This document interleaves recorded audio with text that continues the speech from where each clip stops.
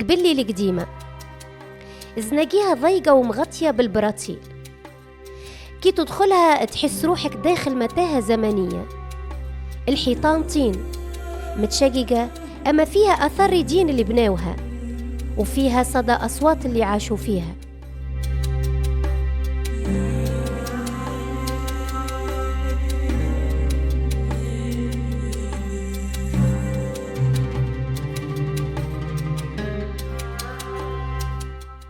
الديار مقسومة لاثنين، ديار البسطاء وديار الأثرياء. ديار البسطاء صغيرة، أبوابها من الخشب القديم، جدرانها بسيطة، فيها ريحة العرق والكدح اليومي. البيوت ضيقة والسقوف منخفضة باش تحافظ على البرودة في الصيف والدفاء في الشتاء.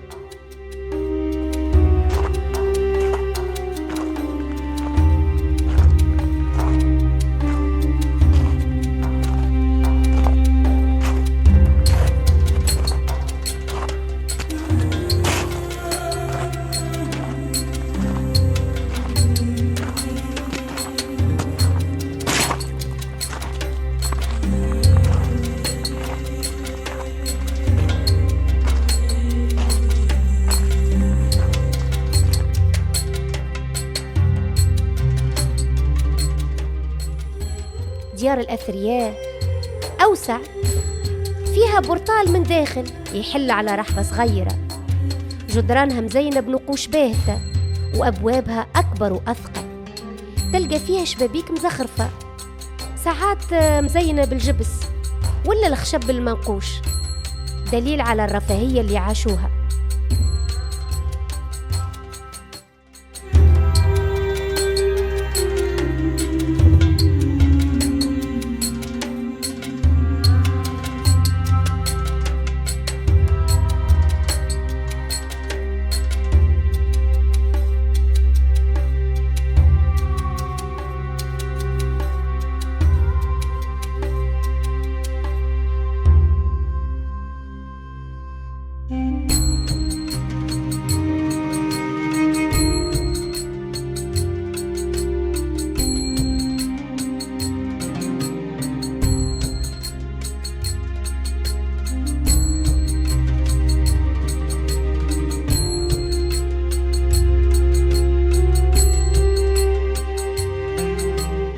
مقهى البرطال في قبلي القديمة ما هوش مجرد قهوة، هو فضاء حي للذاكرة.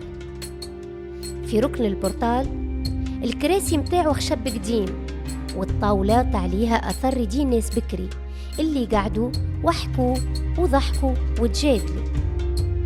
هنا تسمع أصوات الرجال يحكوا على الفلاحة، على الصحراء، على النخلة، وتشم ريحة القهوة العربي. قهوة البرطال ما زالت محافظة على روحها، على الأدوات القديمة، على الجو الدافي، يخليك تحس إنك داخل فصل من كتاب الذاكرة.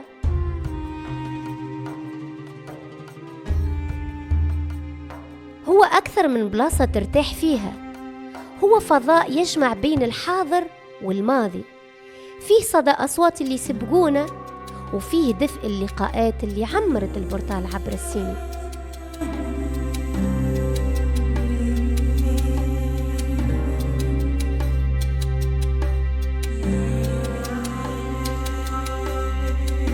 الجامع الكبير في قبلي القديمة واقف في وسط القرية كيما قلب نابض، جدرانه الطينية شامخة، أبوابه خشب قديم، وسقفه يعكس بساطة العمران وروحانية المكان.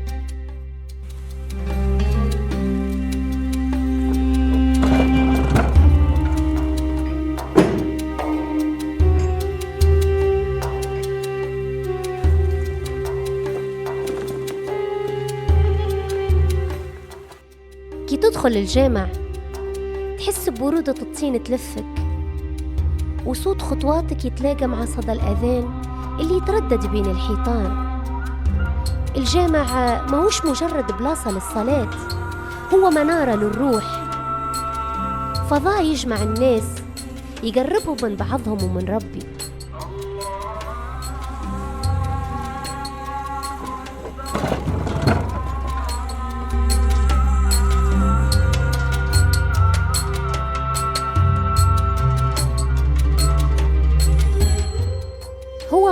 القرية، منه تبدأ الأزقة وليه ترجع الأصوات.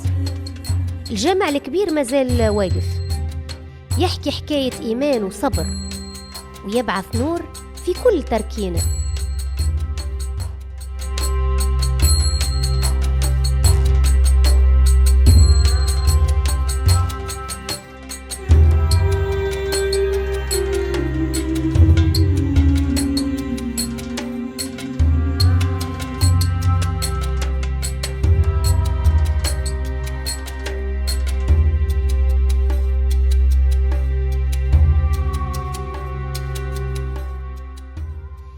قبلي القديمة ما هيش مجرد طين وزناقي، هي ذاكرة حية، هي كتاب مفتوح صفحاته من خل ورمال، أصوات الناس اللي عاشوا فيها، من الجامع الكبير للرحبة، من البورتال للمقهى، ومن الواحة للصحراء.